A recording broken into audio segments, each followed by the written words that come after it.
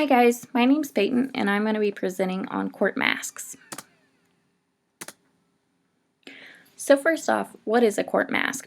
A court mask is entertainment that involves music, dancing, singing, acting, and poetry.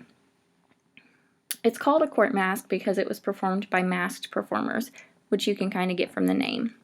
It's really similar to the Broadway shows that we have today, where you have the music and the choreographed dancing and the singing, as well as the acting, and you still have the dialogue there.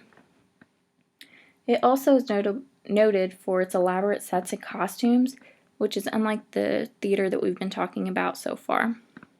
An example of what some of the masks will look like are pictured there on the right.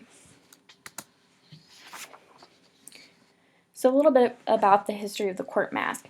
Ben Jonson and Inge Jones are both accredited with developing court mask into a strong genre. Jonson advanced the mask in a literary sense, focusing more on the poetry, while Jones worked on advancing all of the other elements, such as the elaborate sets and the elaborate costuming. They worked together, combining all of these elements to create popular masks that the aristocracy and monarchs adored, which is what made the genre what we know today. The genre typically includes these parts. You have the poetic induction or prologue, anti-mask, main mask, revels, epilogue, and costuming. It's also important to note that these masks could go on for hours, even if the script was fairly short.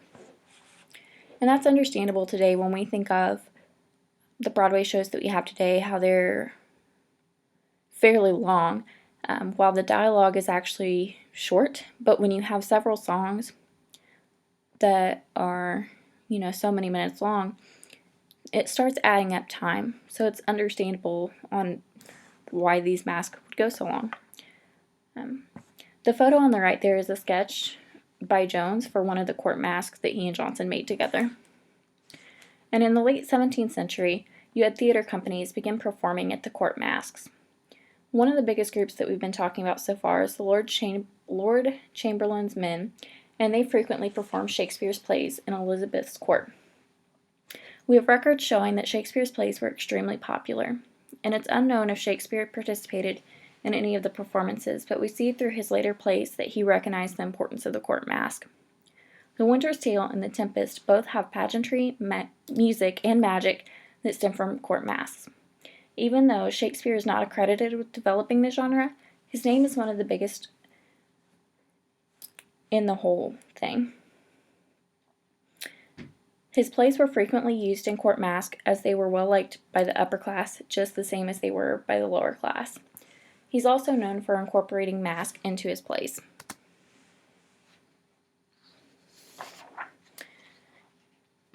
Court masks are not originally from England. They were actually introduced from Italy in 1512, but they were really popular in England. And one of the biggest reasons is that monarchs never attended the theater, regardless of the popularity of the play.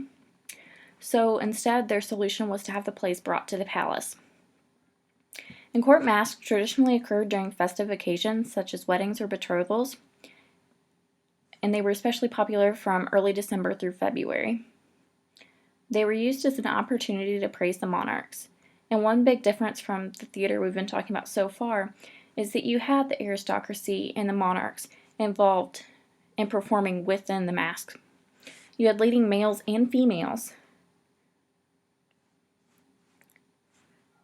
participating in the mask, and it's crazy to think that females were allowed to perform within these court masks, but yet they couldn't perform within regular theater.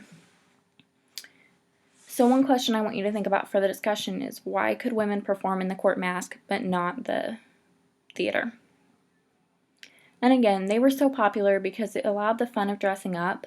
You had that flirtatious intrigue, and you got to enter a world of make-believe. And monarchs associated what you had going on in the court mask to their ideal state of society. And it's easy to understand the popularity because of masquerades today. And masquerades are fairly popular just because you get that disguise. You get to be somebody else, be hidden from the rest of the world.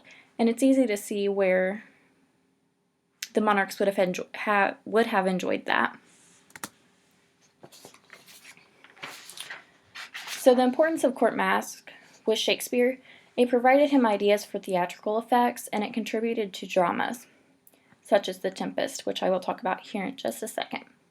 So another question I have is, how do you think court masks affected Shakespeare's work and theater in general? So again, I've talked a lot about how Shakespeare incorporates court masks in his plays, and one of the examples of this is in The Tempest with the wedding mask in Act 4, Scene 1. And it's a celebration of the wedding of a prince and princess, and you have gods and goddesses dancing and performing for them. And you have these gods and goddesses brought up by Prospero, and you have all of the seasons being mentioned except winter.